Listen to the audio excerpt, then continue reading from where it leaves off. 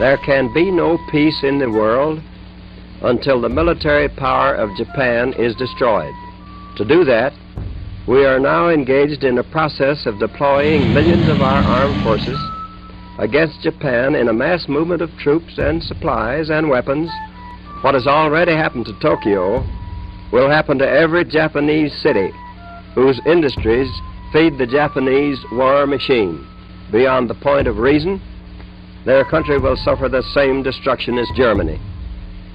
Our blows will destroy their whole modern industrial plant and organization, which they have built up during the past century, and which they are now devoting to a hopeless cause. We have no desire or intention to destroy or enslave the Japanese people, but only surrender can prevent the kind of ruin which they have seen come to Germany as a result of continued useless resistance.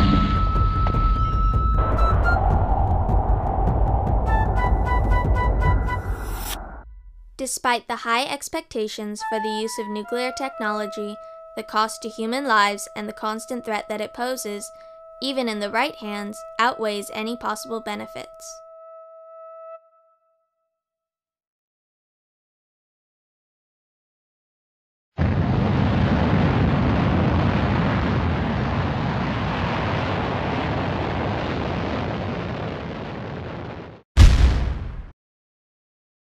From the beginning, the Allies were concerned during World War II about Germany and its pushes for technological advancement and warfare.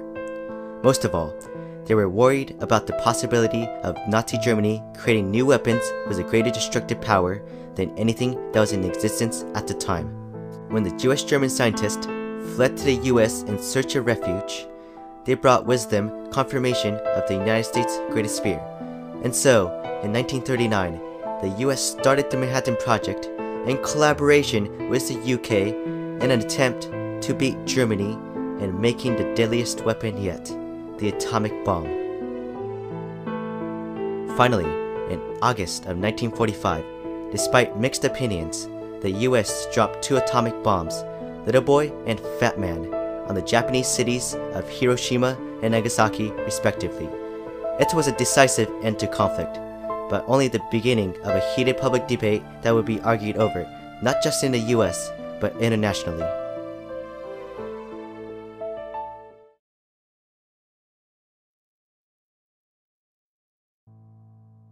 No time reaction, nothing. I just look at, I heard the airplane, I look up at the sky and I saw the plane, and the plane dropped the white things.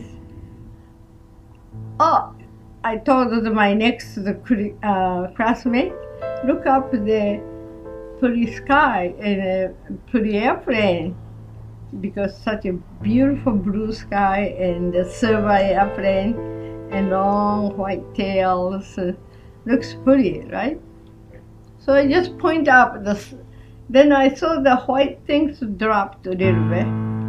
At the same time, boom, knocked me down. Then probably unconscious for a long time, maybe. 7 years after World War II, many scientists were sent to Hiroshima to check up on the medical condition of victims, known in Japan as hibakusha. Many of the victims suffered from cancerous tumors and burns, the images and descriptions of which shocked the world into action, and as a result, many people started speaking out and organizing to make sure nothing of the sort would ever happen again. Well, physically, as you see, my body burned by radiation. My front, 1/4 of my body burned, very severe burn. That's physically. Emotionally, I don't think I don't remember especially affect to me, because one thing, short after the bomb war end, and everybody very happy, no matter what. We lost the houses and people hurt, but still happy end of the war.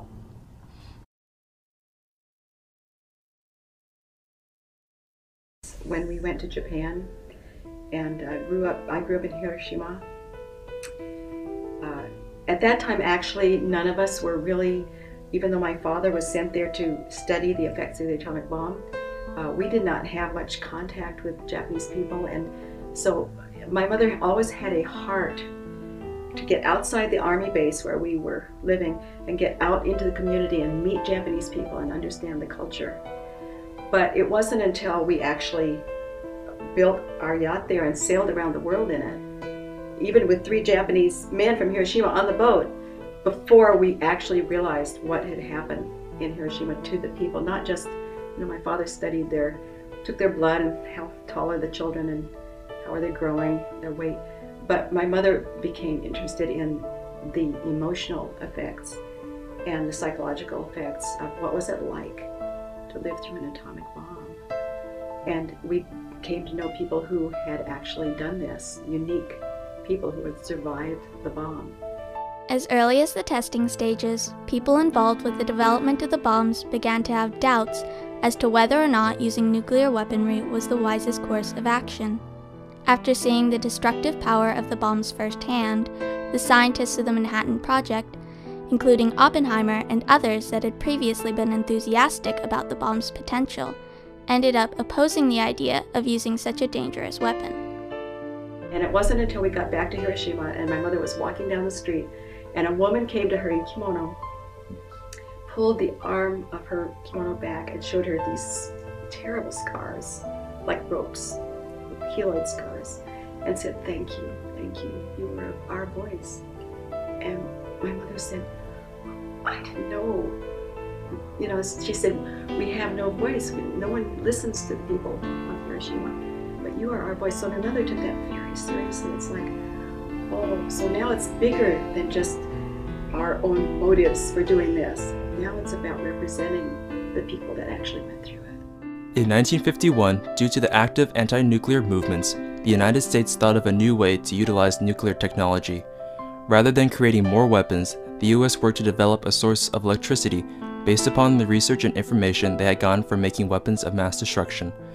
And so there came about the rise of nuclear reactors and the use of nuclear technology to benefit society. In 1963, there was an international consensus that any above-ground testing of nuclear weapons would be banned. From that point on, all nuclear testing was to be conducted using the safer below-ground method.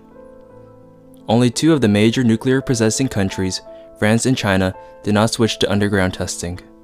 In 1968, the Nuclear Non-Proliferation Treaty, or NPT, was proposed and was finally put into action in 1970 to encourage the use of nuclear power and to prevent the creation of more nuclear weapons.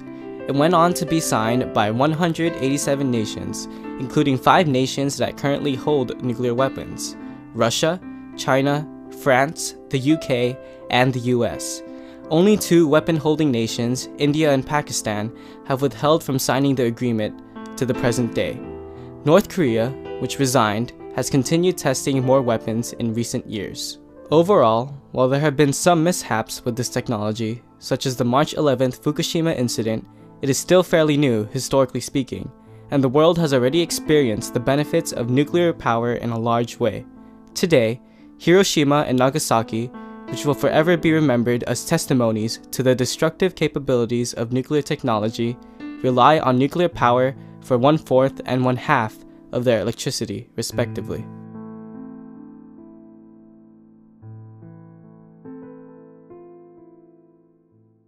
Human's life is very, very important. No matter who you are, the life is viable.